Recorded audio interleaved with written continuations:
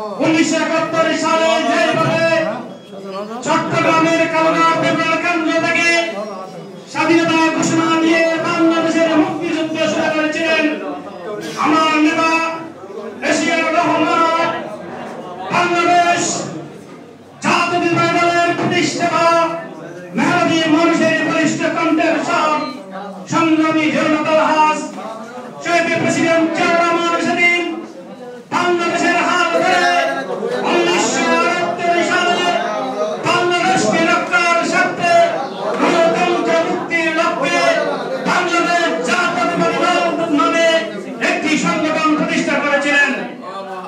আজকে বাংলাদেশের আজকের এই ক্রান্তিকালে আমরা সুখের প্রকাশে সেই শহীদদের আত্মার মাগফিরাত কামনা করি এবং 1991 সাল থেকে আজকের স্বৈরাচারী শেখ হাসিনার লেলি দিয়ে গুন্ডা বাহিনীর জন্য যারা শহীদ হয়েছেন তাদের আত্মার মাগফিরাত কামনা করছি। সাথে সাথে শহীদ জিয়ার আত্মার মাগফিরাত কামনা করে আজকের এই মুসাফা বিএনপি কর্তৃক আয়োজিত 37তম বাংলাদেশ জাতীয়তাবাদী দলের প্রতিষ্ঠা বার্ষিকীর অনুষ্ঠান আমি শুরু করতে যাচ্ছি। সংগ্রামী সাথী বন্ধুরা আমার, আজকে এই সভায় সভাপতিত্ব করার জন্য আমি বিনীতভাবে অনুরোধ করব মুসাফা বিএনপির বিপ্লবী সভাপতি জনাব রুহুল আমিন ভাইকে সক্রিয় জানাচ্ছি। আজকে আমাদের মাঝে প্রধান অতিথি হিসেবে উপস্থিত আছেন সংযুক্ত আরব আমিরাত কেন্দ্রীয় কমিটির ভারপ্রাপ্ত সাধারণ সম্পাদক এবং আবুধাবি বিএনপির বিপ্লবী সভাপতি প্রাক্তন ছাত্র নেতা বন্ধুবর জনাব জাকির হোসেন খতিব ভাই।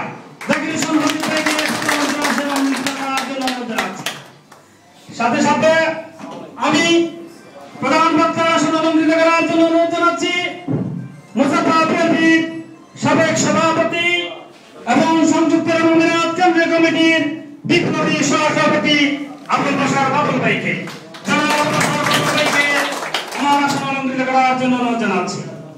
আজকে বিশেষ অতিথি হিসেবে উপস্থিত আছেন মুসাফা বিএনপির সাবেক বিপ্লবী সাধারণ সম্পাদক এবং সংযুক্ত আরব আমিরাত কেন্দ্রীয় কমিটির যুগ্ম সম্পাদক আব্দুল কুদ্দুস খালেদ ভাই। আব্দুল কুদ্দুস খালেদ ভাইকে বিশেষ অতিথির আসন অলঙ্কৃত করার জন্য অনুরোধ জানাচ্ছি। আমি বিশেষ অতিথির আসন অলঙ্কৃত করার জন্য অনুরোধ জানাচ্ছি আমাদের মুরব্বী আবুধাবি বিএনপির সহসভাপতি হাজী সুলাইমান সাহেবকে। আমি বিশেষ অতিথির আসন অলঙ্কৃত করার জন্য অনুরোধ জানাচ্ছি মুসাফা বিএনপির সহসভাপতি বিশিষ্ট সংগঠক বন্ধুবর জনাব মনসুর আলী ভাইকে বিশেষ অতিথির আসন অলঙ্কৃত করার জন্য অনুরোধ জানাচ্ছি।